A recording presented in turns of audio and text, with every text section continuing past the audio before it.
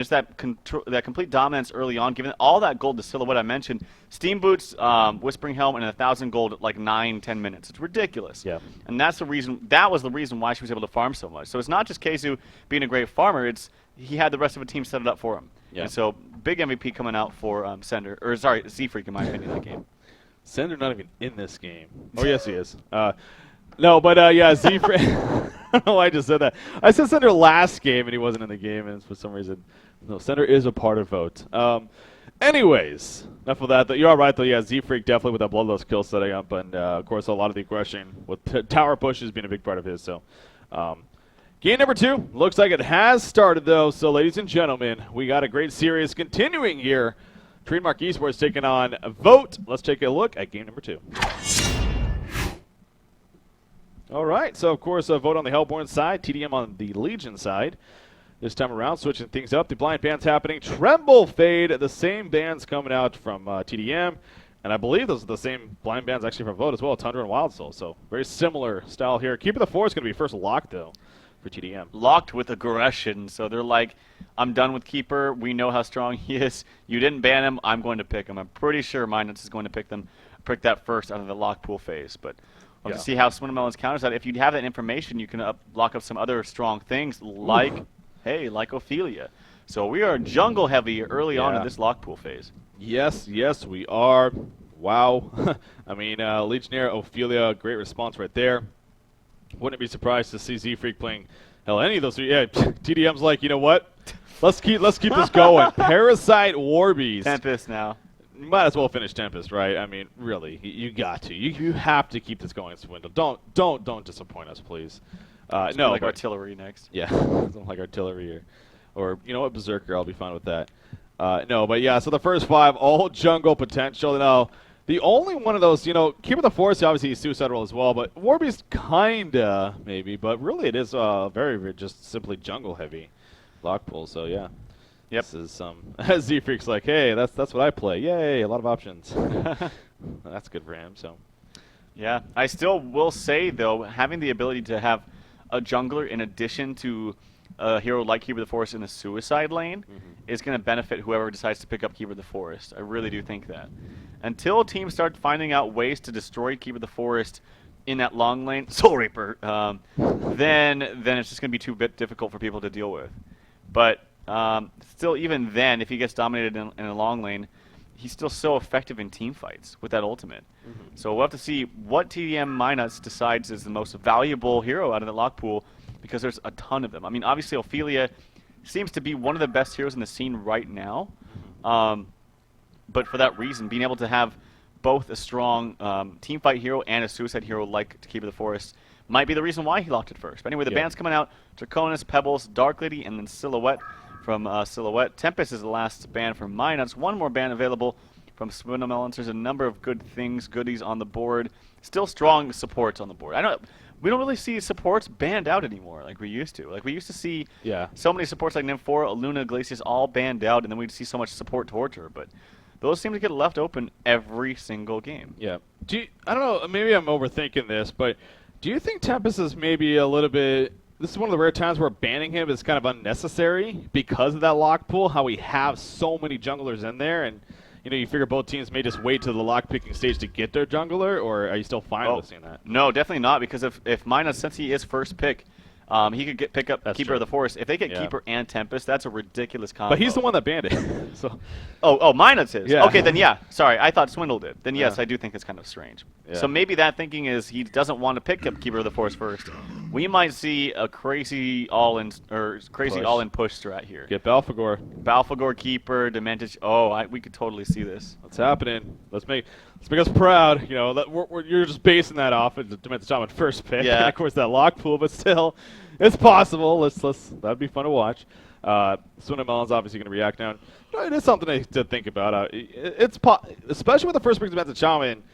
You could see that being maybe happening. So if you're Swindlemelons here, maybe that is popping up in your head, and so you want to keep that in mind as far as your options now for your first 2 picks. In the sense of counter pushing style heroes even. If you are looking for that, are there heroes that stand out to you that you would want to go for? Maybe like Behemoth. I mean, Aluna, yeah, Aluna, Behemoth. Those are great. Other counter pushing heroes, perhaps Torture. If you run Torture in the short lane, that would be good for counter push as well. Pyromancer is fantastic for counter push. Even Midas. There's a number of different heroes, but it's a little early to tell. Yeah. Luna's always a safe pick, though. So Of course, yeah. if they decide to pick up Luna here, it's always safe. Yeah. Yeah, that's actually really Luna, very, very solid option here. Again, we see Jeremiah, man. Jeremiah just died off. He went from just being blind banned every game, it seemed like, for so many cases, to eventually just being banned, to then just no one even cares about him anymore. So Yeah. Glacius is going to be the first pickup on a Deadwood. So they're sticking to their guns in that sense. They go the Deadwood pick once again on top of Glacius, actually. So Yeah, it's going to be very strong laning and good roaming. Those heroes just decimate heroes on their own. Glacius and Deadwood, that is. But yeah, if we're talking counter push, not exactly the strongest heroes. So here's when the lineup will start to come into the limelight. What is tdM going to do? Are they going to have a solo Demented Shaman? Are they going to maybe pick up AlphaGore? We'll have to see, and then maybe do a AlphaGore Demented Shaman lane with massive push. That would be kind of fun to watch, but they have a lot of options and a lot of time to think about it. yeah, of course, plenty of time. Those 60 seconds still of extra time, and don't spend much of it, though, so it doesn't look like it's going to be more of an aggressive push lineup, but it is going to be an aggressive lineup in the sense of Engineer and Magnus, so they decide to take that combination for themselves here. And, that most likely means, though, that we are going to see a solo Demented Shaman. Yes. Which, again, is pretty cool to see. Final pick coming up for votes. You see them right. Okay, how about that? Your little hint there. They're of, learning. Maybe Soul Reaper being powerful against, say, Keeper of the Forest, who's probably going to be snap picked here. Oh, it could be Ophelia. Yeah, oh, that's true, actually. Yeah, Ophelia. But the thing is Ophelia, picking Ophelia into Glacius already, and then with Parasite still on the board, maybe not. And that's probably what's going through Minus's head right now. So I still think Keeper of the Forest is going to be strong. Maybe even, I don't know, maybe even securing, because there are so many junglers to work with. Bubbles, to me, stands out actually as probably the best pick here. You have a number of different heroes as far as jungle goes. If you could get like Bubbles and then maybe go for last pick Warbeast, that'd be fantastic. So I think Bubbles by far actually is the best pick here.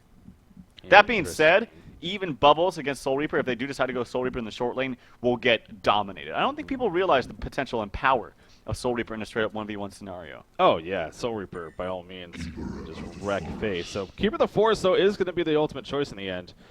Coming out here for Trademark Esports. Now for votes, again, they have plenty of options themselves here as far as what they want to do. And, as you talked about, if they want to go that Bubbles themselves, they could go Ophelia here. That is going to be Bubbles. Is it going to be Ophelia? Maybe Legionnaire? Could be possible. They have a number of different options. Yeah, a lot of I would choices. just simply, I was going to say, I would simply go with Ophelia. Why not? The fact that you can get him this late is kind of crazy. Last pick, Ophelia, coming out for vote. And if I am tdM right now, I'm thinking of probably getting... Parasite. Well, No, you need I think Carry. Warbeast. I think Warbeast would be the strongest here. Yeah. Especially Warbeast and Keep the Forest and Engineer. That's lots of AoE. And then you have the Magnus, the stun potential once you get a Blink Dagger on him. Or a Portal Key on him. I think Warbeast would be the strongest pick here, in my opinion. Yep. Okay.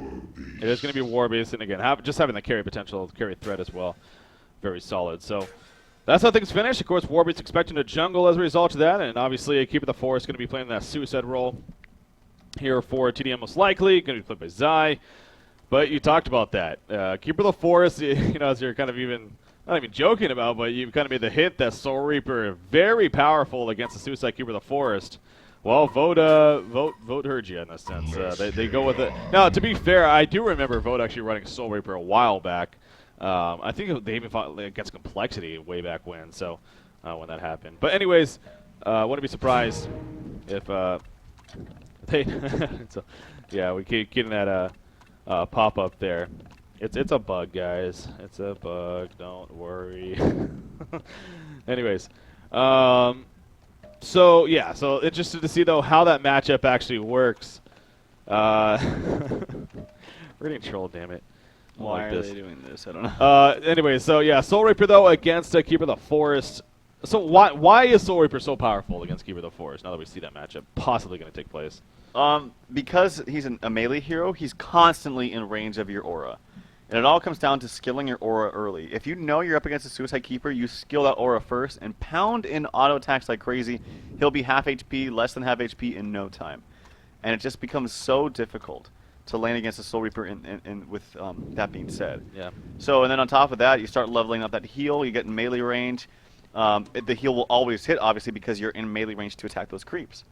And it's just a fantastic matchup in favor of Soul Reaper. And I've seen it, I've thought about it for a long time, and I just think that with people, I was thinking about it, like, what hero can really do well against a melee hero? Like, who can beat a Keeper of the Forest in that suicide lane? And I came up with Soul Reaper in my mind.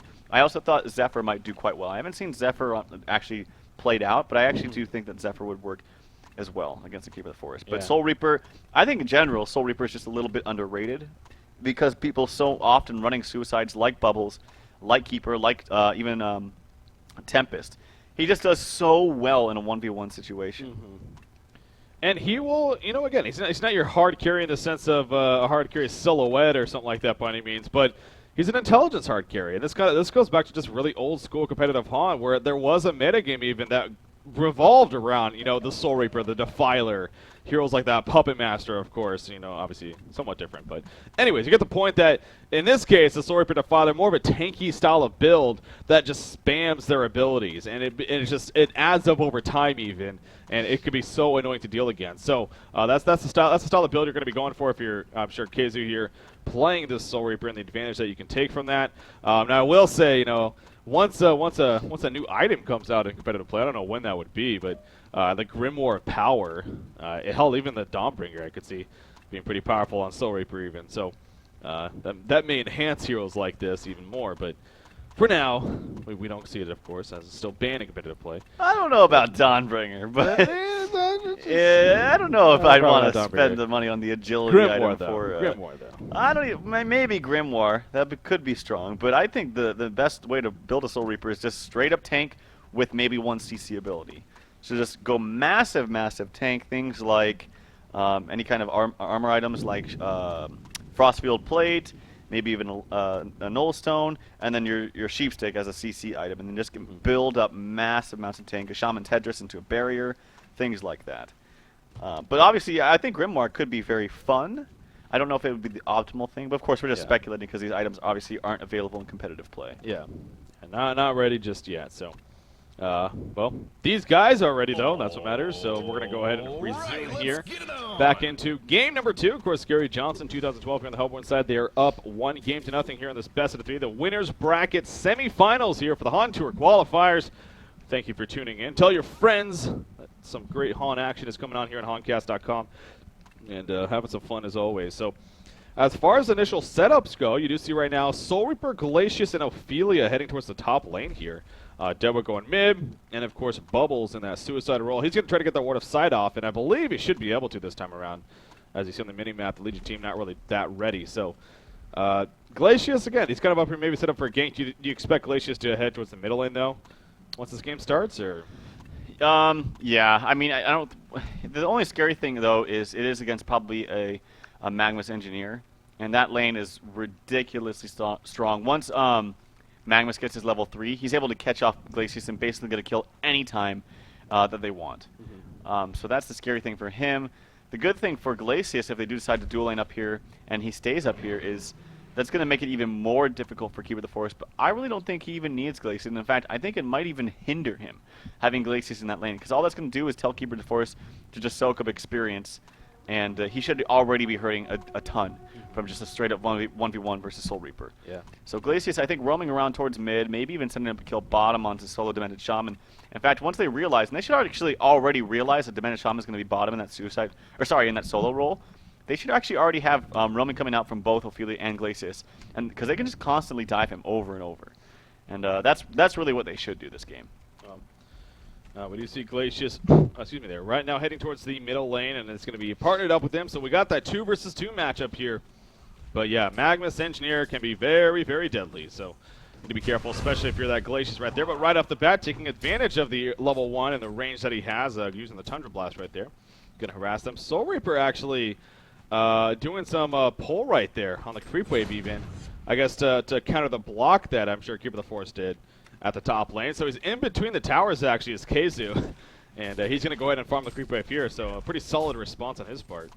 Well, I don't really know about that, actually, because they're both trading a bunch of farm. Like, Keeper's getting all this farm down here, and that's got to help Keeper of the Forest more than Soul Reaper, because Yeah. Soul Reaper should already be crushing Keeper of the Forest in this lane. So that definitely helps Keeper of the Forest more than it does help Soul Reaper. Unfortunately, Zai missed a creep kill right there. But, yeah, I mean, that's going to help Zai just a little bit more there. Aura is already skilled up by Keizu, so good job, smart thinking right there. Yeah. Yeah, of course, the level 2. He currently has it turned off, but actually, is there a reason to turn it off? I don't really know. Yeah, I don't know. I mean, it slightly pushes up the creep wave, but Yeah. it's so It's minimal. so right? minimal, yeah. Maybe, hey, the smallest of things, right? So here we go. Again, get an idea of how this matchup may look, and as you say, it seems like Soul Reaper should have a very good time. So Keizu versus Zai up here, two very good players, of course. We'll see. Of course, former teammates even. Obviously last DreamHack. But anyways, Swinamelons and Ascender here in the middle lane. So the Deadwood Glacius against Engineer Insania and Noob Gion Magnus. That 2 versus 2. Maybe expect to see some earlier on kills. Glacius is going to protect the bottom rune in the meantime. He's going to spawn bottom. It is going to be bottom. Going to be haste rune. Ophelia was at the top rune, but of course spawning bottom, so no need to sit there and protect it. So Glacius will pick it up actually, and he's going to roam around a little bit. Maybe try to find this War Beast, see what he's doing. And actually, if he runs into War Beast, this could be pretty deadly for War Beast. If Glacius somehow finds him over here. Yeah. Uh-oh. Minuts is in trouble. Nope, never mind. Actually, Glacius falls back. He did not go all the way. And that actually will make sure to keep him alive. Wow, that could have been the Bloodlust right there. Yeah, and he had haste for another, like, 10 seconds after that. I don't know why. I feel like he could have just scouted it out to see. But he didn't even do that, so unfortunately not going to find a kill right there. Deadwood uses the grass, but isn't able to connect with anything. So Creeper is going to get pushed up just a little bit and give a little bit more farm and levels to this dual lane of Magnus and Engineer. And like I said, once they get their level 3s up, actually Magnus just right there, dings level 3, Engineer to follow shortly after, I'm sure. That means Glacius is going to have to be very, very careful about where his positioning is. Yeah. Yeah, well, definitely. In fact, there we go, both hitting level 3. So Glacius just sitting way back. I mean, he's obviously very aware of the combination and the damage that it can put out. Top lane, Soul Reaper is level 4 right now. He's 17-4 against this 8-0 Keeper. Clearly, again, with that first creep wave, majority of that coming from there, perhaps. But you see right here, I mean, every single time Zai steps up a little bit, Soul Reaper comes in and applies some auto attacks. So Keeper of the Forest really just leeching experience with the invis as much as possible. But the Withering Presence, which is level 1 still, is definitely doing work here for Keizu on top of the heals, I'm sure. So, would you maybe like to see him level up that aura, or are you fine with him going level 1 of it? I think just the fact that he hasn't been able to do enough damage to him, perhaps, yeah. I mean, the passive is the other passive, I should say, actually Engineer in a lot of trouble, getting caught out with the gank from Z-Freak, having that Skeleton King. So Insania gets just caught out a little bit, not able to find out that Z-Freak on Ophelia was coming to gank him, and as unfortunately does feed up that Bloodlust. But in the meantime, Limp gets a kill, solo kill onto Skyzo, of course. Demented Shaman straight up 1v1.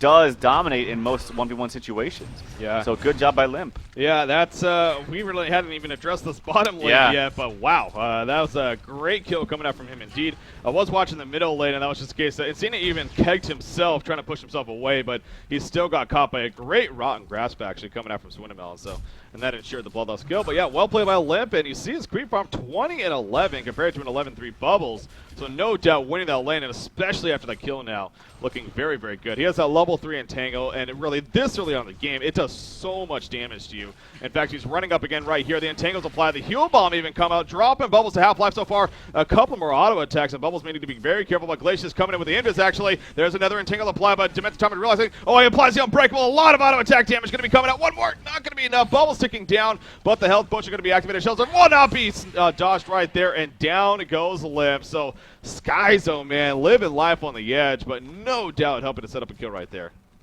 Yeah, he was doing just fine down there, and then having the roam come out from Glacius. He actually had that invis, and there is a sentry down here. There's a Ward of Revelation placed by Minuts, actually, and it must not have given just a little bit of vision over that cliff to see, because Sender walked right by it with that invis. So unfortunately was not able to spot out that gank coming out from Glacius. Yeah, so very, very, very good timing right there by Sender.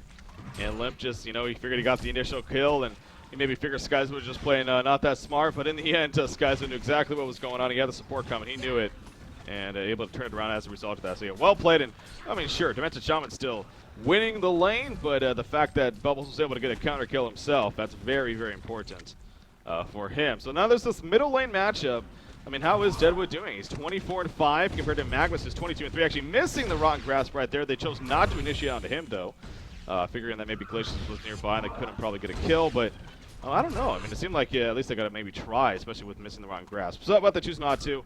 Bottom rune is going to be protected by Sander, and it happens to be a regen rune, actually. So, Deadwood will gladly bottle that up and head back towards the middle lane. And the thing to keep a note as well is that Deadwood, once he hits the level 6 mark, obviously very, very deadly. So, both Engineer and Magnus will need to be very weary of that. Minus is doing pretty good in the jungle. He's farming 35, or he has 35 CS already. I will say, though, it seems like tdM is just neglecting these runes. Every 2 minutes, I see Ophelia going to the top, Glacius going to the bottom. And they could actually at least contest one of them being the bottom rune. And I haven't seen Insania walk towards him at all. And in fact, the creep wave was already so pushed up far in mid, there's no reason for Insania to even be there. Because it's not like they're going to be aggressive once the creep wave is coming towards their tower. So he needs to do a little bit better of a job about camping those runes, along with maybe Warbeast. Even if Warbeast can't really do that much, he is level 6 now, so now he can do something. He should at least be there to maybe try and help out. Oh, middle lane, Deadwood in a lot of trouble. There's a combination of Magnus Engineer. Will he survive the Rotten Grasp? Oh, the Rotten Grasp going to hit perfectly timed right there. It hits Warbeast as he was charging it with ulti form. He's still going to go for killing the Glacius. I don't think it's going to happen. Oh, with a nice Lava Surge actually will guarantee it. Regen rune was popped by Deadwood, though. The Keg's done missing right there on the bubbles. It's not going to matter, however, as he's going to choose not to initiate. And I don't even know if that was because Warbeast was running in, but that happened to be perfect timing by Swindamelons. In the end, Glacius dies, but that could have been a dead Deadwood. And that would have been a lot worse, obviously. So. Yeah, it would have been a lot worse, so good job right there. And a good job by Minos just by knowing the right time. He hits level 6, he needs to be effective right away, and he can do so, so pops the ultimate, gets a very, very easy kill. And in the meantime, though, you have a lot of push coming out from Soul Reaper and Ophelia up in this top lane, and that's a very fast, very, very easy kill up in the top lane. And Zai playing this Keep of the Forest, he's not able to really do anything up here. He's just kind of maybe just set up here to defend the next one. But he has that ultimate ready. Maybe if they're able to start queuing up some TPs on perhaps, you know, Magnus is probably the best candidate, but it's always kind of iffy having the one person you want farm to get, the one person you want to get farm most in your team to using those TPs early. Yeah.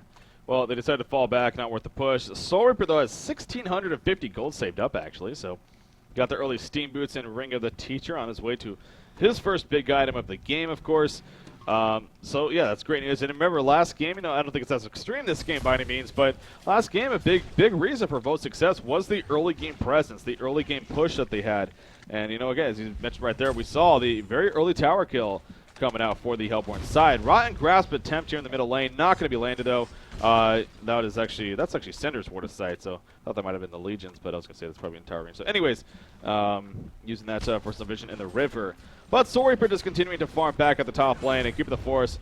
Being played by Zai, just doing the best that he can, really. You said he is level 6, though, so I don't know if they want to set something up soon here, but he just keeps on using that Invis, using the regen, and going back in here for some last hits. So it still remains a 2-2 hero kill game with that tower kill on top of it. Now, 9 minutes in, I also mentioned Shaman doing after he got turned around on. He is farming nearly 300 gold per minute himself, but it seems like Skyzo playing that bubbles, man. I mean, he really has recovered enough, and he's doing actually a great job now here for his team.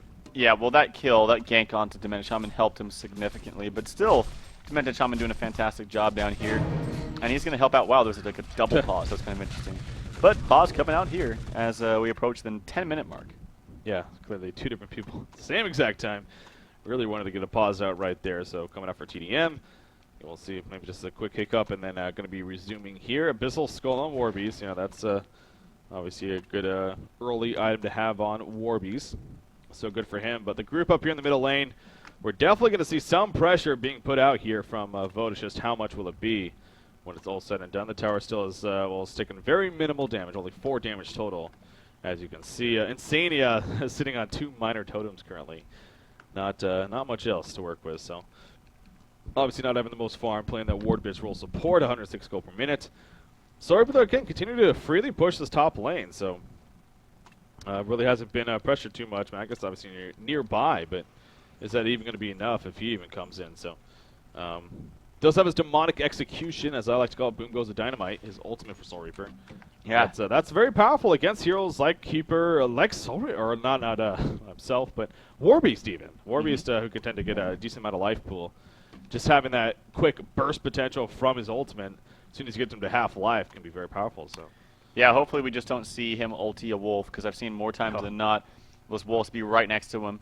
and it's sometimes hard to click the right target when they're running at haste speed around you and attacking you and whatnot. But yeah, it is a good tool. It's a very strong hero. I just really like Soul Reaper, and Yeah. I'm happy to see him play this game. Yeah, definitely. And KZU's also, again, doing a great job. KZU obviously coming off his silhouette performance of finishing at, I think it was a total of 702 goal per minute.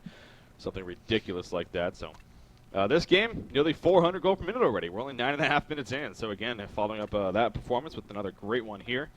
Looks like, oh, no, that was just, he's asking for an estimated time. Again, hopefully nothing too long here. We do have Demented Shaman. Keep going back to him and how he's doing this game. Steam Boost bringing the teacher, about 560 goals saved up.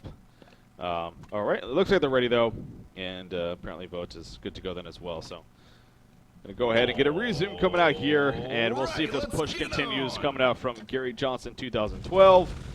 The turret's obviously play is going to be destroyed right there, but this tower is going to start taking some damage. A double Minotaur coming out from Z-Freak playing that Ophelia. He does have dust on him. Big note to keep in mind, so Keeper of the Forest tries to be sneaky. May not be able to get away as a result, but bottom lane though, Bubbles actually maybe in a little bit of trouble. Nope, Warby's coming in, but Bubbles reacting just a little bit too quickly, and we'll be fine. So all three lanes being pressured a little bit here by the Hellborn side somewhat. The Hellborn team though in the middle lane, they decide to fall back and not really put too much pressure on the tower there. Yep, Soul Reaper going for an early Shaman's Headdress, and that's very strong against this team. At least right now, most of the damage is going to be magic from Engineer, Keeper of the Forest Ultimate, and Magmus, but as the time goes on, he should build into some heavy armor items because of that War Beast and that Demented Shaman with that Storm Cloud. That's a great combination all right there. I didn't even mention or see that until right now, but having that Storm Cloud on top of the War Beast is dishing out a lot of physical damage. That could do wonders in the late game. It looks like actually tdM has come ahead significantly, well not significantly, but a good lead at least in experience, but they're trailing a bit in gold as well from that tower push early on from from Team Vote. Yeah. Yeah, it definitely, again, kind of a little bit like last game, where they had the experience advantage, but in the end, Vote was looking good in the goal. A good amount of that was because of the tower kills. And again, it was an early tower kill, but they still only have the one tower kill, so it's not taken off by any means. Regen rune popped here by Swindelmel's in the middle lane, using a Rotten Grass trying to get lucky. Doesn't land, but again, it goes back to full mana and life, so not the biggest Jill in the world. Soul Reaper is going to wait to do a pull-up here, it looks like. He has a double stack camp to work with. He just talked about this, the Shaman's Headdress that he just purchased, so has that now to work with, being a little bit more tanky and perhaps an early barrier idol. Could be something in the works here for him and his team. But for now, it's just more of a case of not looking to do anything too crazy here. As, oh man, right as I say that though, Ophelia sending in a Minotaur doing a dodge right there. Will get the stomp off on an Engineer. Is it going to be enough damage? I don't believe so. An Engineer will survive. So Deadwood obviously wasn't up the hill. He couldn't really do much else. And Engineer survived. So good getaway coming out by Insania right there. And once again, I don't think this tower is going to take too much damage. Yeah, it doesn't look like it. All in the meantime, still Soul Reaper farming up that top lane. I gotta say, the War Beast is actually farming up a lot himself at 67 CS. So he's doing a good job. Has that Abyssal Skull, of course. Probably looking for Steam Boots after that. Bubbles in the meantime, though. His farm hasn't actually shot up that much as he's been left alone down here, as the Demented Shaman has TP'd in the mid lane. But a very, very passive game so far. tdM still coming ahead very quickly in the experience department. Yeah. Simply being able to utilize that jungle just a little bit more effectively than Ophelia. Obviously, War Beast is farming much faster. Yeah. Magmus coming up here to the top lane, but with Soul Reaper being there, obviously not much he can do by himself. He does have Volcanic Touch, actually. He has a level 2 Volcanic Touch. Even on farming Magnuses, what Beacon played even earlier today. I mean, we don't see a whole lot of that. But yeah, Magmus is in a lot of trouble right here. Deadwood coming in with the Invis. There's the Falcon Punch. The Rotten Grass coming out. The Freeze on top of that. Sets up an easy kill. And Noobg's like, I might as well use my Homecoming Stone right before I die for some reason. So, yeah, that was unfortunate right there. That's just kind of really wasted gold, wasted a cooldown. And they'll push this top lane now. Yeah, that little bit makes a difference, but again, utilizing these runes, I can't stress enough how important that is. And they've been able to do it. I feel like every single kill has been with the assistance of some kind of rune. Whether it be the Invis bottom, the Invis right there, a haste rune, I can't remember what happened the first time. No, it was a gank from Ophelia. Yeah. These runes are playing a role early on in this game. Yeah, definitely are. So this top tower, it's going to fall. Vote will get another tower kill here, and the gold all of a sudden jumps up to about 2,800 gold. Again, the experience advantage still does remain in tdM, and obviously War Beast and Demented Shaman are a big part of that, both being level 10 already. But the gold is definitely adding up here for the Hellborn side. Another 1,200 gold saved up on Soul Reaper. Portal Key just purchased by Deadwood. That's obviously a very important item to have here early on in the game. And how about Bubbles, man? I mean, he's got Steam Boots, Ring of Teacher, another 11, nearly 1,200 gold saved up.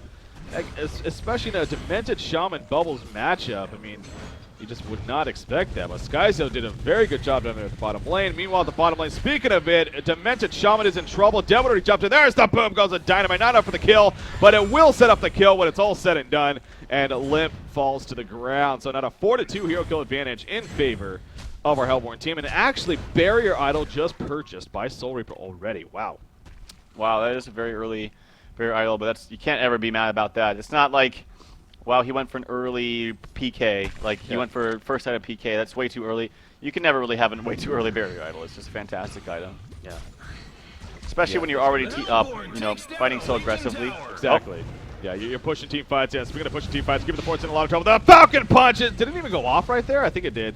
Not enough for the kill, though. Keeper the Force will barely survive. Magnus going to stun away in time. Ophelia, heal coming out. Going to catch Warbeast now here with the Rotten Grass. Will they have enough damage output? Is the ultimate going to wear off for him? Soon the Glacial Downpour, not going to be enough damage. A Shell Surf Snipe, it will connect, but just barely not enough for the kill. And Warbeast will somehow get away. What an interesting fight right there.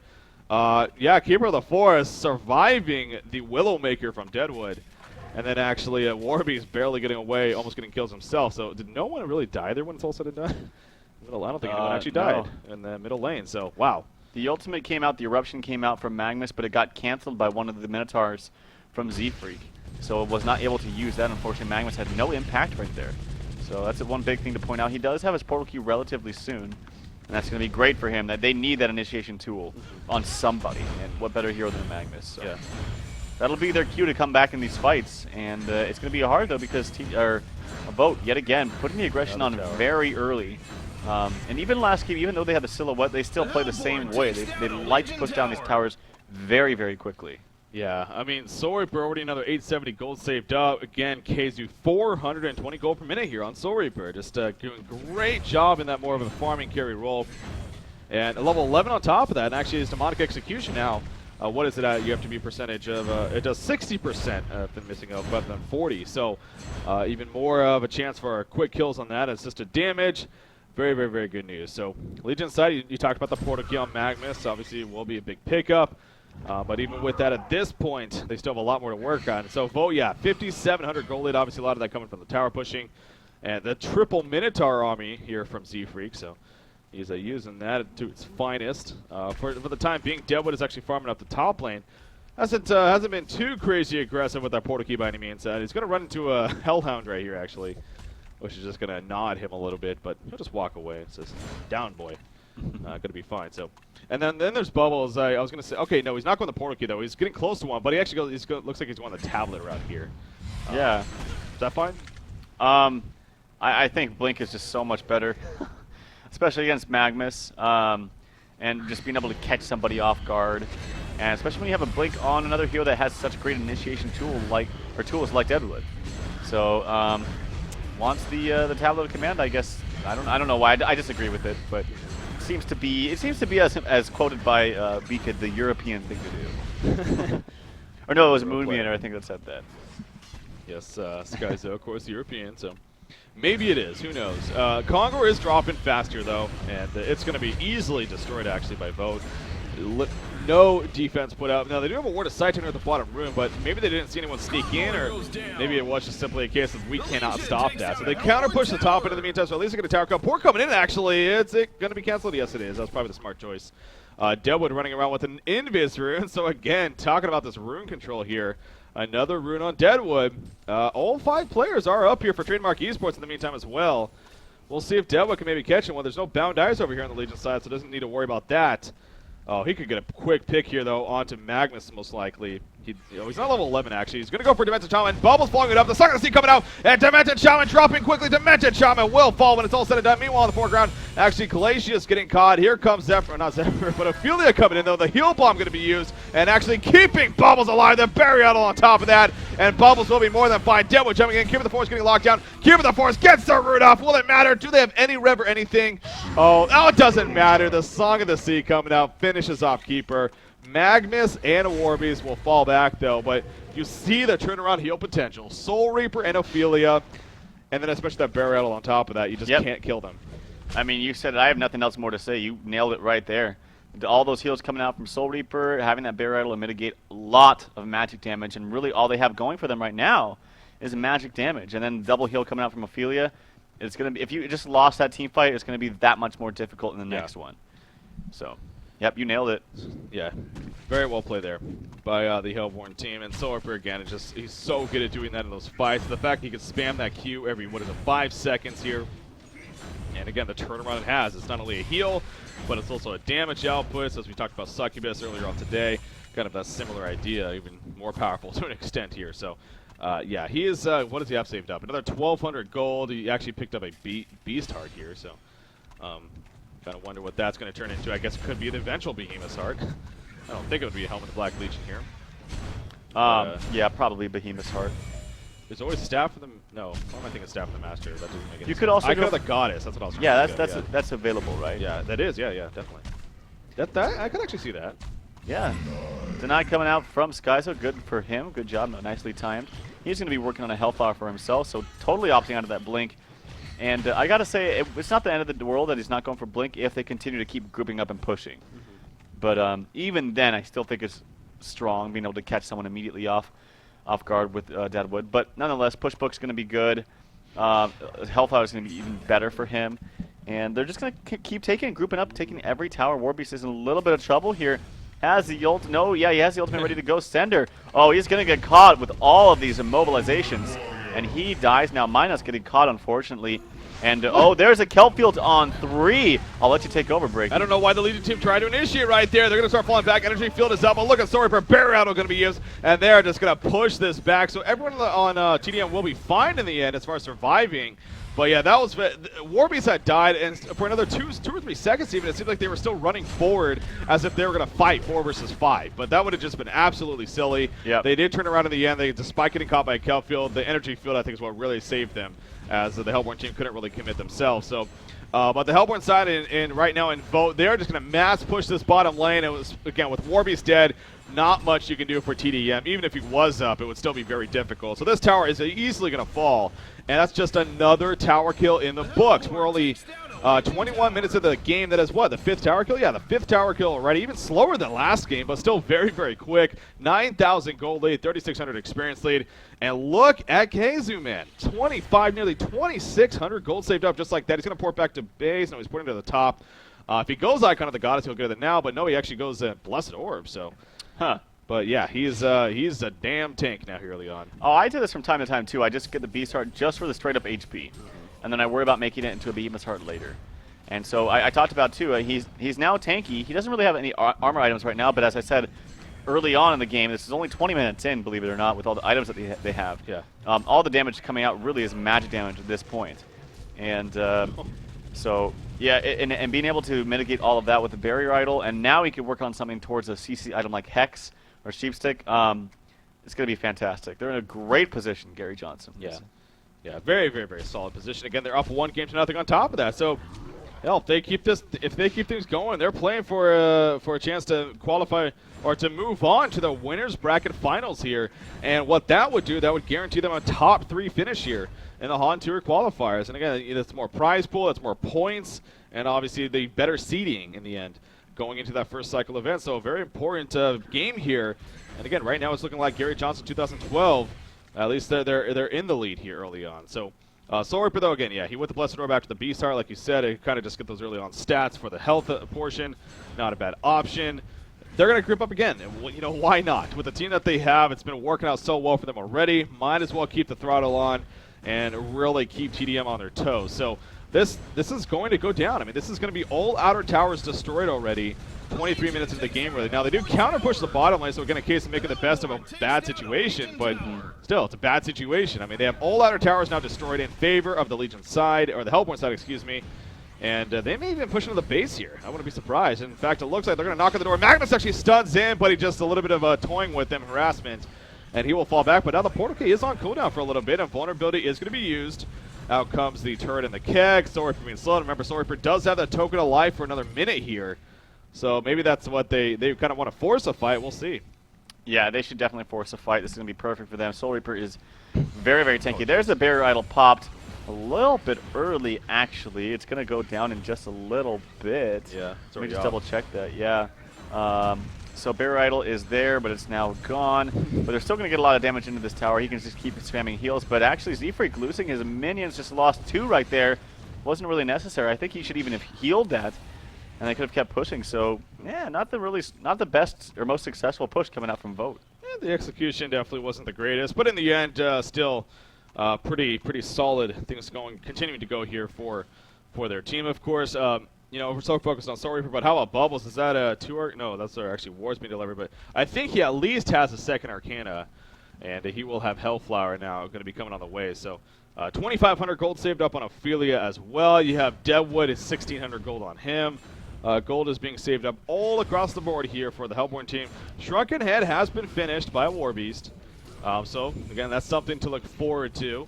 But you still have to deal with things like Deadwood, of course. He doesn't care about that. And Soul Reaper now, the ultimate, he won't do damage. He technically could still, I believe, stun with the ultimate if he wanted to through the Shrunken Head. But yeah, this probably wouldn't want to use it for that. Probably in not. Most cases, but it anyways. has a number of different targets he can choose from, Yeah. so it's just fun. Actually, getting caught right here, Soul Reaper. I don't know if Initiate on Soul Reaper might be the best decision. If they can get him down, that'll be great. There's the ultimate coming out. He does actually fall. Keisu dies. And actually now Demented Shaman's in a lot of trouble. Those creeps doing so much damage. He bought back. He's TPing actually back into the base, or back into the fray, I should say. He's trying to find blood. The Shrunken Head is up onto War Beast. His ultimate is, I'm sure, down as he was just using it. He's in a lot of trouble. He actually gets invis by Zai. Zai actually ports out. Do they have any revelation? They do actually on Sender, but he is dead, of course. So Minus will be fine. So they did get a buyout out of Keisu, and they actually dropped him. I didn't think they were going to, but man, that was crazy. Well, you said earlier, I mean, his armor isn't really there yet. He does have a decent life pool, but his armor's not really there. And with War Beast doing a good amount of damage to him there, I think that definitely played a big role. And of course, Demented Shaman, I'm sure he put out some damage. So I think the physical damage just overwhelmed Soul Reaper there in the end. And we kind of saw that. So yeah, maybe Keisu is a little bit more of a, not as tanky as we thought, but still using a buyback. That's great news for tdM, but still, in the end, Vote is, by all means, still in a not too shabby of a spot. He still has another 1,700 gold actually saved up, so, again, the farm is not necessarily a problem here for Keisu, despite having to buy back. But my note's actually on War Beast. He is farming pretty well himself now, starting to shoot up there. He's looking at 382 gold per minute currently, as he has 1,700 gold saved up himself, so... they do have the double portal key, of course, on Magnus and Keeper. Definitely helping him to get the kill right there. Demented Shaman, Demented Shaman, just like we saw earlier today, it wasn't even the last match. I have such bad short-term memory. But anyways, Demented Shaman and what you would like to see as the farming role, and definitely was the case this game in the Suicide role, not really having the biggest impact in that sense. I mean, sure, he's still very useful, but, having a tablet, he's only farming 264 gold per minute is where I'm getting at. Where, especially with him going 1v1 against the Bubbles early on, he didn't even necessarily dominate the lane. Bubbles actually did very well in it, so. Well, it's still important to note that he got ganked, and that played a huge role. Yeah. And Demented Shaman's a hero that's very gankable early on, not just by Glacius.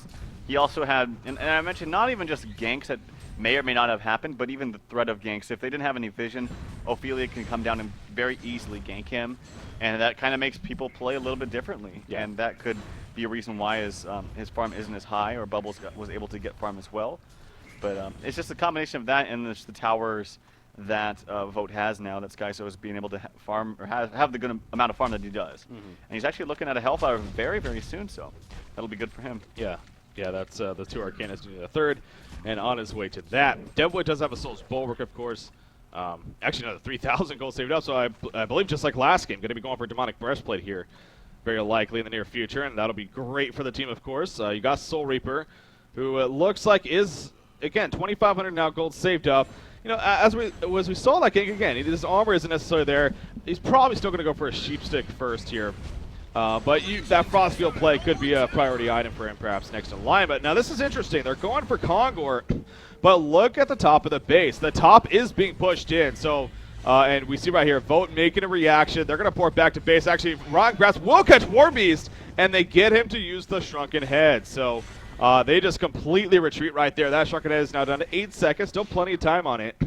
But they get him to use a cooldown right there, as tdM really didn't get a whole lot of it. Granted, they did prevent a Congor in the end, so yeah, that's unfortunate. That's unfortunate he had to use it, but a good job still from tdM. They've actually closed the experience and gold lead quite a lot. It was a lot wider than that, but they TP'd out. They knew they couldn't have a fight. He was already retreating, and they got immediately back to that mid lane, just in case Team Vote decided to go for a fast Congor. But yeah, I was going to say Minus needed to be a little bit careful. They could have gotten jumped. Of course, Deadwood wasn't there, but Deadwood now does have his Demonic, as well as Storm Spirit is now up on Ophelia. Bubbles needs about one more creep kill. There he does have it, and now he's got his health out to work with. Soul Reaper, I think, just bought the Acolyte Staff, so it actually has a kind of funny array of items right there.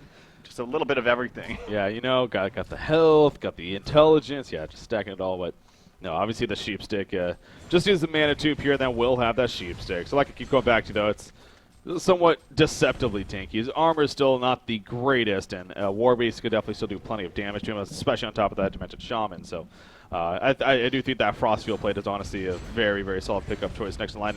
And not even necessarily for the, just getting the plate mill initially will be good for him, I think. So anyways, we'll see what route KSU decides to go. They're going to go for Congor again, and this could be successful this time. I don't know if the Legion team is even aware of this. I don't think they are. I mean, I think at least they would maybe start heading over if they were somewhat aware, but this is going to be a free Congor kill. Now they're aware. The Hellhound's spotting it out, but obviously it's way too late. Is the Hellhound going to kill it off? No, it's not. It got destroyed, actually, right before. So Token of Life now on Soul Reaper. He's level 16 on top of that. That is big news once again coming out for Gary Johnson here in this game. So Soul Reaper, massive, massive target if he wasn't already. And he's going to have a sheep stick here, most likely going to the fight. In fact, there we go. He has enough gold for the mana tube. Just needs to purchase it and have it delivered. So yeah, sheep stick turns him into a hero that can actually do a little bit more in a team fight. Before, it's like, I'm a big tanky mess. I spam Q and heal people and then maybe ult somebody. And don't attack me because it's going to be useless. So I'm just going to keep healing and healing. That's all I do. But now he actually has a CC ability and can be a little bit more aggressive in team fights. And that's got to be very, very scary for this Legion team. Yeah, a much more threatening target now. Yeah. The fact that he has that for sure. Now it's being delivered. It's not there just yet. There we go. So he will have the sheep stick here. The Hellflower on Bubble. So a lot of CC coming out. Now Storm Spirit was just purchased by Demented Shaman. So that's something that Trademark Esports obviously will be able to use for themselves. Let's see what Vote does here as far as making a push going on. The lane's not necessarily in their favor in the other lanes, but it's not in a sense of they need to retreat by any means anytime soon either. So there's the offensive Storm Cloud coming out right there from Demented Shaman. So after Vote right here, maybe play a little bit more passive. It looks like they are. That on top of the creep wave being destroyed. So they're going to let that wear off here. Soul Reaper dipping into the negative armor now as a result of that Storm Cloud. But it's going to be wearing off any second. And again, remember, they do have that barrier idol. So probably going to wait for the next creep wave here and then look to make a push if you're Vote at this rate. So, or they might just fall back. We'll see. Yeah, they have some good counter pushing on this Legion team. The turret engineer is fantastic for that. They're using the minions from Keeper. They're using the minions from Warbeast. The spamming from the heal bombs from Demanded Shaman. They have some fantastic anti-push. It doesn't seem like it on paper, but they're doing a good job about defending off this push. And they're probably just waiting for Vote to really make a mistake, honestly. Yeah, kind of catch them out of position. Deadwood jumping in right there. Jumps out of the Demented Shaman. In comes the Storm Spirit, though. Here's the follow-up. Soul Reaper in the midst of it all. Takes the Lava Surge down. But now Soul Reaper gets the barrier off. Minot's being locked down on Warbeast. He's dropping pretty quickly. Actually, Unbreakable Supply. Will it matter in the end? He's running away. He hasn't done any damage just yet. He's in ulti form. Just completely in retreat mode. Trying to just survive at this point. Nobody has died just yet, but the tower goes down in favor of Vote. And now they're going for the racks. Shrunken Head is down. Ulti form is down on Warbeast. That is huge here. And that means the Legion team is losing a lot of their power. Magnus will stun in. There's a quick tablet, though. Soul Reaper will be fine. Whoever that port in is, I need to be careful. Yeah, it's actually canceled. I believe that was Warbeast even. There's a Kex and a Will and Soul Reaper. Are they going to follow this up, actually? He does still have a sheep stick up. Melee racks will go down. So Vote has definitely won this fight already. Magnus now taking some initiation. Deadwood jumps in, finishes off Demented Shaman. And there's the sheep stick on a Warbeast. He's dropping quickly. The boom goes to Dynamite. Already is used. An offensive Storm Spirit going to be used right there. Magnus will fall, though. Warbeast somehow still alive in ulti form now. Will barely get away, but Keeper the fourth falls. Magnus jumps in, finishes off Bubbles, who tried to snipe out Warbeast. Not going to happen, though. Engineer, however, oh, he's going to fall right there. The quad kill coming out for KZU. He's going to fall. The resurrection, though, going to come out. Will he survive this? The chase is on from Warbeast. Does he have another demonic execution? No, he doesn't. He does a sheep stick, though. He might want to save that for Warbeast, maybe Magnus. Magnus stuns in, and can KZU get away? Still a barrier idol. There's a heal bomb. There's a sheep stick. No barrier idol even going to be used. Probably not even going to work anyways, and he will fall. So, in the end, tdM does a decent hold off, but the melee Rax is dead, and they did use 2 buybacks right there. Yeah, they did, and unfortunately, like you mentioned, I just feel like it's really difficult for Warbeast to find a way to constantly get some auto attacks in. Between the grasp and if he's popping the shrunken head early, it's very difficult. And even if he goes onto a target, you have a push book, you have a storm spirit, so it makes it really, really difficult for Warbeast to find some damage to sustain onto one person. But they did play out that team fight quite nicely, actually. Yeah. They did lose a Rax, which is very unfortunate, but it could have been way worse. And they've actually closed the experience gap. It's basically identical now for both teams. I think I got ahead of myself. I mean, I said that kind of during. I still think, again, Vote got what they came for in that sense, and you can argue in that sense they won the fight. But you're right. I mean, tdM, they actually made the best of that. They really did, it seemed like, when it's all said and done. So very well played, actually, on their part. Of the experience being nearly identical, the 6,700 gold lead still in favor of Vote, but it's even decreased a little bit after that. I believe I just saw a shield breaker. Is that level 2? Oh, no, still level 1 shield breaker, but it's maybe another pattern being delivered. Oh yeah, he has level 3 being delivered to him now, so he will have that level 3 shield breaker. And as I kind of went to earlier with Soul Reaper, maybe the Frost for the next line, at least getting that plate mill early on. Sure enough, he picks up the plate mill here, so we get plus 10 armor from that. And especially since we just see the level 3 shield breaker on Warbeast, that's actually going to help him quite a bit here against that. So tdM, though, they figure that this is a time where they can start making some aggressive plays themselves. And they're going to group up here and maybe try to get a team fight going and catch the Hellborn side off guard. Yeah, definitely. And I was going to mention something. Oh, yeah, of course, it's interesting, or it's important to note, too, that NoobG did buy out a Magnus there during that fight. And Zai actually is missing a buyback as well. I wonder if he did buy out. I believe he during did that too. Let me just double. Yeah, I think he did. So those are 2 important things to note. Look at this, Ice Ogre taken over by Z-Frig. Now, speaking of rare minions we see taken over, Ice Ogre, especially after the nerf that happened a long time ago, where his armor's actually got decreased, I believe. But anyways, Ice Armor is being passed around. It's still a very valuable tool. It's plus 8 armor, and actually they get a debuff when they attack you with it. So, hell, again, against that level 3 shield breaker, especially from Warbeast, why not get some assistance in that sense? Takes away a little bit from the aggression mode from Ophelia, of course, the ganking mode. But at this point in the game, when it is more about team fighting and whatnot, you can argue that Ice Ogre is perhaps more valuable. So the Ice Ogre gives plus 8. Is that correct? Interesting. That's the same as Plague Riders, and that got nerfed, but the Keep of the Forest one did not. Interesting. Yeah, these are fun points. Yeah, that is interesting. But anyways, the Ice Ogre, he's just passing that around all over the place and keeping the buffs going to his team. Now, Soul Reaper, again, it looks like Fossil Plate going to be the works. It's pretty expensive, though. He still needs the Acolyte Staff. And then I believe the pattern's actually fairly cheap. It's only like 600 gold or something like that. So not too much more farm to go. Yeah, 600 gold. Then we'll have that. Magnus, though, jumping in on Bubbles, actually at the top and following it up with the Entangle. In comes Keeper of the Force as well, but Bubbles will shell surf. No, we got ported out. That's what happened. By good old Ophelia. And now they're going to maybe try to turn this back around. Bubbles actually ports back to the middle lane, and he's ready to fight this, but tdM is going to retreat first. So that was an interesting sequence right there. In the end, tdM and Vote will kind of fall back from one another, though. Yep. And it looks like Zai, I don't know if he's going for a Refresher or a Hellflower. I can't exactly tell. Both would be fine, actually. Hellflower would be fantastic, especially against Soul Reaper, so that she cannot cast any of those heals, and it would make him take a lot more damage. But obviously Refresher is great for team fight. I think actually Hellflower would be a little bit better here because he's the only one with it. Well, you have actually the blink on Magnus, but he has that blink potential. So we'll have to wait and see what he decides to buy with that. But yeah, actually tdM surprisingly has closed the gap and actually are leading, believe it or not, a little bit in experience. They really have slowed down this game, man. I mean, just like last game, it got to the point where it was just too much to handle, and then in the Vote just kind of ran through.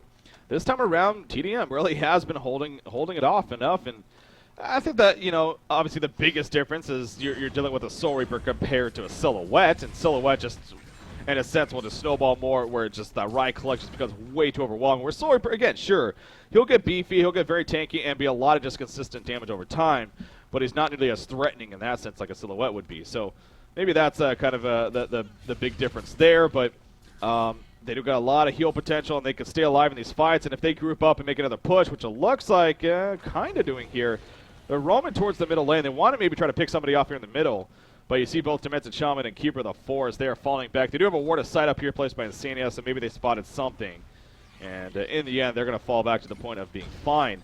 Now, they are kind of pushing some other lanes in the meantime. Engineer actually up here by himself, farming it up. Warbeast actually joining him. Going to assist in the push. 2,400 gold saved up on Warbeast.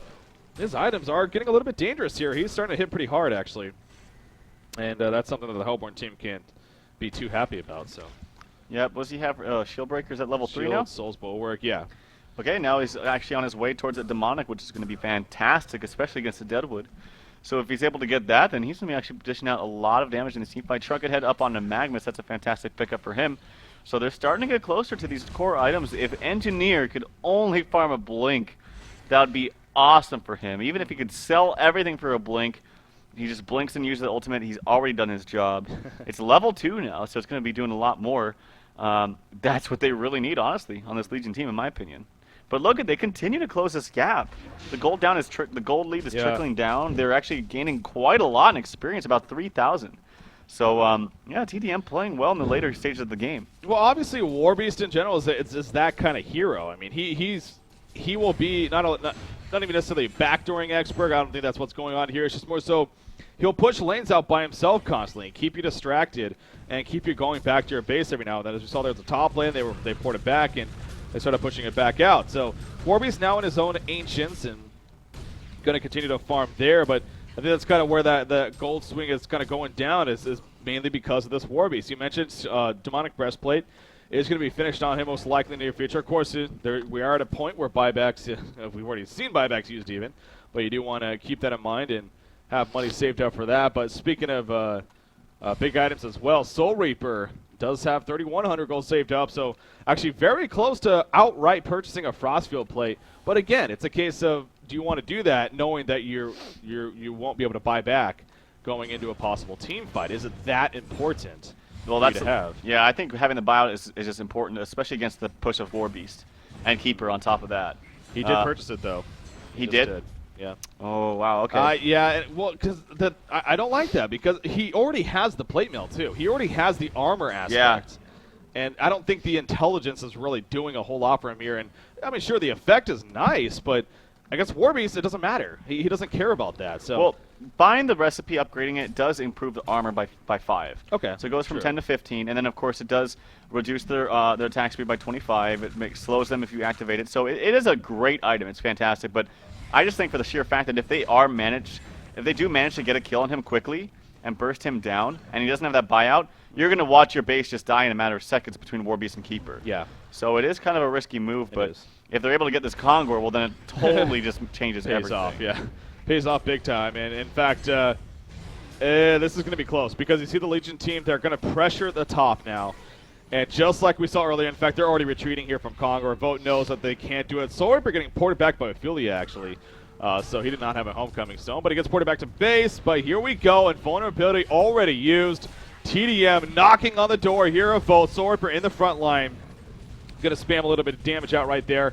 And you do see Warbeast taking a bit of it. Bubbles now jumping in. Kelpha coming out. Here we go. Sheepstick on Warbeast. There's a Falcon Punch and absolutely gets decimated. Then boom goes a Dynamite. Doing work right there. Magnus trying to channel an eruption, but Noob G cannot even get close to getting it off. He's running away with everyone else. Now the tower goes down in favor of tdM, but does that really matter? Magnus is going to fall. We see Demented Shaman try to do a little bit of ring around the rosy. Storm Spitting himself. Ain't going to matter, though. He will go down as well. And no doubt Vote just comes out big time on top of that fight. You see that burst damage, though. Deadwood and Soul Reaper, man. That's a huge combo. Yeah, and if they actually move towards Congor right now, tdM should maybe think about buying back on both Minuts and Demented Shaman. There's a haste rune bottom. Hopefully Zai's able to maybe pick that up. They're already moving down towards this Congor, but I don't know for sure, but it seemed like he got no help. Like, they went on him. Yes, they burst him down quickly, but I was waiting for that Storm Spirit that whole time from Limp, and I did not see it. True. And that's one thing you got to think about, especially when he's up there for that long, you know that there's going to come a time they're probably going to try to burst him down. So you got to be ready with heals, Unbreakable, Push Book, Storm Spirit, anything. He must have been CC'd. Again, I don't watch that. I just don't see that him making that big of a mistake. I mean, you're right. There's no maybe reason he was. You got a Bubbles, obviously, with the Portal Key, the Hellflower. I'm sure Bubbles may have had something to do with that. I wouldn't be surprised. So I'm going to go ahead and give the benefit of the doubt, but you're right. I mean, that's why you get a Storm Spirit for situations like that. If you're carrying this case of Warbeast is getting bursted down, you want to throw him up in the air to keep him alive, but they weren't able to do that for whatever reason. Congor is going to fall here, or at least he should. I mean, he's not going down too quickly. Yeah, he's going to fall, though, in favor of VOT, and this will be another token of life. Obviously, I'm guessing on Soul Reaper here. Maybe not, actually. Would you put it on somebody else? I think, well, he's going to go Bananas on Soul actually. Reaper. Okay, that's probably even better. I didn't even realize it was the third one. I didn't either. So Bananas, that makes it even more difficult, actually. So, yeah, things are looking pretty good for VOT. It's still not out of, like, it's not crazy numbers in their favor, which is interesting to think about, because there is so much farm actually on my nuts on that Warbeast. He almost has, he actually has enough for his Demonic, but it looks like he wants to save up for a buyback as well. And they're going to march up top, it looks like. Oh, not quite sure what they want to do, but kind of a little bit passive game overall. Only 9-16 in creep, or sorry, I always say creep, I don't know why, but in hero kills at about the 45-minute mark. But VOT, I mean, they have no reason to be aggressive, at least right now. They can kind of keep grouping up. And we might see a fight of brewing here. Yeah, speaking of not being aggressive, though, they might be aggressive right here. In fact, Deadwood jumps in. The Falcon Punch on the Engineer. He's going to be Storm Spirited, but is that a target you want to waste that on? Probably not. He falls. Warbeast taking the Sheepstick, and now Warbeast in trouble. The boom goes on Dynamite for 1,000 damage right there. He just decimated. Magnus will fall. There's the VOT to concede. tdM has had enough, apparently. GG well played are being called. Well, they're not just yet, actually. So I'm going to stay away from it, but never mind. Okay, so yeah, tdM clears some frustration there, but they want to give it one last go, perhaps. Warbeast does have a buyback. I was going to say that did seem a little bit too quick right there. You might, with the way this game has been going. So it's not actually over just yet. They are going to stay in it. Warbeast has a buyback. Anyone else? No, it's just Warbeast. Yeah, they're probably starting to lose the bottom here. I mean, yep. Maybe they might, because actually, I mean, they have buyout on Warbeast, but what can you do? I mean, you have Soul Reaper, full HP, all those items, has the Hex, has the Barrier, has Bananas, token up. There's nothing you can do. This game is 100% It's over, yeah. I mean, he's not even buying back, so it's, honestly, I don't even know why they didn't just concede, because if he's not going to buy back, there's no point. I mean, the racks go down, so now they all they have left is the top. Again, it isn't an elimination game in the sense they lose a series, so not out of the tournament yet, of course. They will go to the loser's bracket, but so maybe that's the logic of, oh, right, yeah, it's probably not going to happen, but hey, whatever. Let's just come back here and see what we can make happen, if anything. So Warbeast is just going to naturally resurrect. We'll have all the gold as a result. Samantha Chama getting jumped right there. He will get Storm Spirited just before, though, but he falls right after he comes back down. Magnus jumps in the fray, and he is going to be bursted down. Maybe barely surviving. Warbeast actually in the midst of it all now with that Shrunken Head, but it deactivates, and he is just going to turn around and run away. Bubbles gets caught out, actually, so he'll fall. Soul Reaper picking off Keeper the Force, though, and they're just going to kind of sit at the well now, as they really can. So there's an actual another to concede, and I gotta believe this one's gonna be moving on now. In fact, there we go. GG well played, and that means VOT will take out Trademark Esports 2-0 here in the winners bracket semifinals. And as a result, they move on to the winners finals. So congratulations to VOT, Trademark Esports. But like I said there, all this means for them now, they're just gonna drop down to the losers bracket, and they'll need to fight through a couple of teams to maybe even get a rematch. Who knows? We'll see. Could be. And I'll say that this is great for both teams. I mean, obviously, it's not the biggest deal in the world as far as looking at HoN, who are both in Diamond. But I think the biggest thing here is now the confidence for VOT going into DreamHack. Oh, yeah. Having this win, I think, means a lot more in that sense than anything else. And so, really well played. I got to say, I'm thoroughly impressed with the way that they played today. Their strategy overall, I'm really happy to see also right away that Soul Reaper was picked, knowing that there was a good chance that actually Keeper of the Forest was going to be picked up for that suicide role with all those junglers in that lock pool. That was crazy. But I think I'm just generally impressed with how they played. And I got to say that I've said this before, especially with tdM, they seem to be a team that when they lose, they seem to take it a little hard. And I just really saw very passive play overall, and I just feel like they couldn't really do anything. Like they were always on the, even though they kind of, crept back into the lead, crept back and made the numbers even a little bit from time to time. Yeah. It just felt like they never really made anything happen. Like they couldn't find momentum, specifically with Magnus. I really didn't see any impact at all with Magnus, and this is a hero that we see over and over picked up in the metagame right now, and just always seems to have an impact. But they just couldn't get anything jump-started that this game in particular. Yeah, they held on forever, it seemed like, and you can never really count them out of that game 2 especially. But in the end, again, just like the first game, VOT just got a little bit too much overwhelming there, and just got tdM, caught them at the right times, and it worked out in the end. So again, VOT is now winning, they won the series 2-0 as a result of that. Again, so now they're in the winners bracket finals. tdM just dropping to the losers bracket. So how are things going to play out from here? So tomorrow, things will of course continue on Saturday.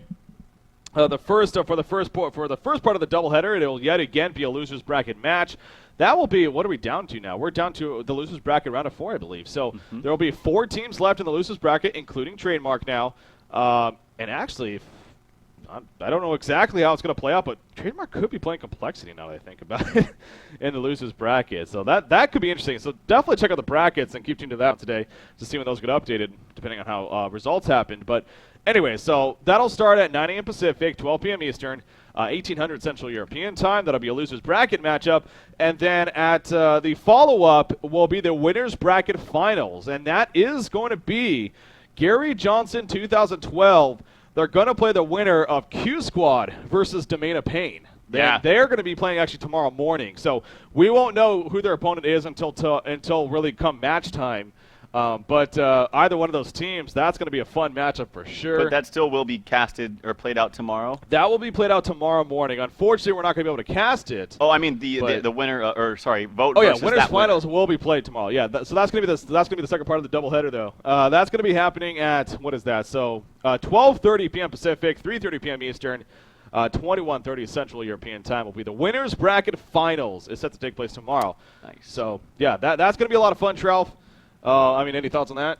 I'm just really looking forward to it. I'm specifically intrigued as to who the winner will be. Yeah. Between Q Squad and Domain of Pain. I know the unfortunate thing. I don't know what their roster situation is for Domain of Pain. Obviously, Jeppens, I think he's maybe in mid-flight right now. I heard that he's actually in Sweden now, and he's going to be playing from Sweden for them tomorrow. That's what I heard at least. So. Okay, so that shouldn't be an issue. Roster hopefully isn't an issue, because the last thing I want is, but they didn't have their full roster, and that kind of always sucks. But if that's the case, then that's awesome. So that should be fun. Yeah. I'm really excited. It's a shame that we're not going to be able to really cover that, but that happens with travel and DreamHack literally right around the corner. So. It came up quickly, man. And again, obviously, with the first week of HoN Tour being delayed, that's why we're even in this instance in the first place. This never was supposed to happen, but with HoN Tour getting delayed the first week, got everything pushed back a week, and that's why we're kind of in this crunch time of right before we go to DreamHack. But anyways, that's going to be a lot of fun.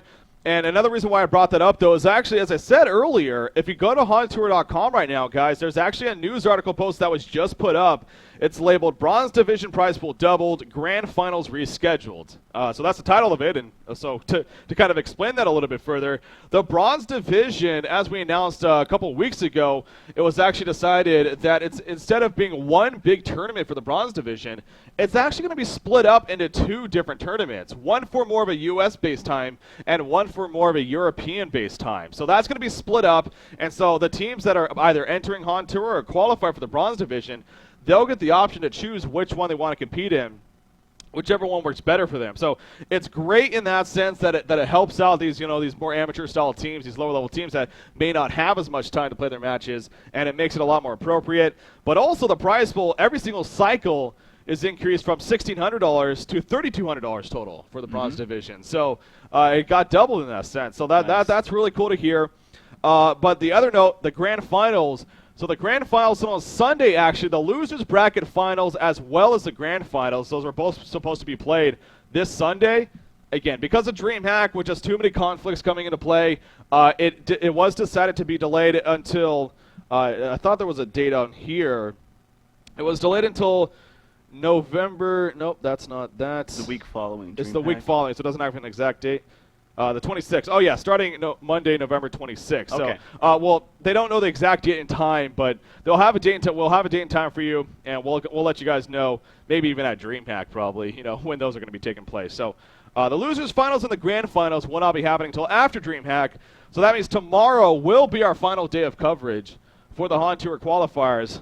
And then, of course, the following week, well, we got that event in Jönköping, Sweden that you may have heard of. Yeah. DreamHack Winter 2012. So that's cool to hear about the Bronze Division prize being doubled, and especially the scheduling, because obviously Bronze Division, to more casual players, maybe they have jobs that they got to go to, and they can only play on certain times, and having the difference in time zone between NA EU can stir things up a bit. So that's awesome to hear.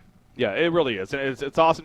Again, these are just improvements that are constantly being made. This is only the qualifiers, too, for the beginning of a great thing here.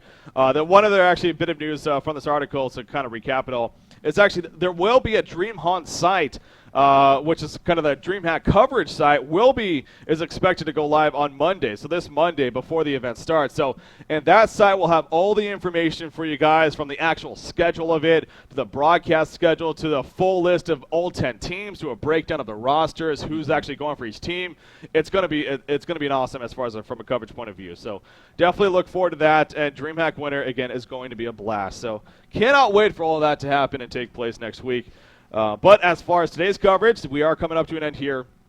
Again, a big congratulations to Gary Johnson. Looking forward to tomorrow, though, as we'll be wrapping up coverage for the HoN Tour qualifiers with a losers bracket round of 4, and then, of course, the winners bracket finals to follow after that. So going to be fun. Trelf, any final words from yourself? No, just stay tuned for tomorrow, guys. It should be a lot of fun. Make sure to follow myself at Trelf HoN and at BreakECBK on our Twitters and Facebook. And, make sure to tune in tomorrow, guys. That's going to be the winner bracket finals. It's going to be a lot of fun. It is going to be a lot of fun. So until then, we'll see you tomorrow. Check out our Facebook, HoNcast, as well as the Twitter at HoNcast. Check out HoNcast.com for that matter, and as well as HonTour.com. So until tomorrow, guys, we'll see you then. Have a good night.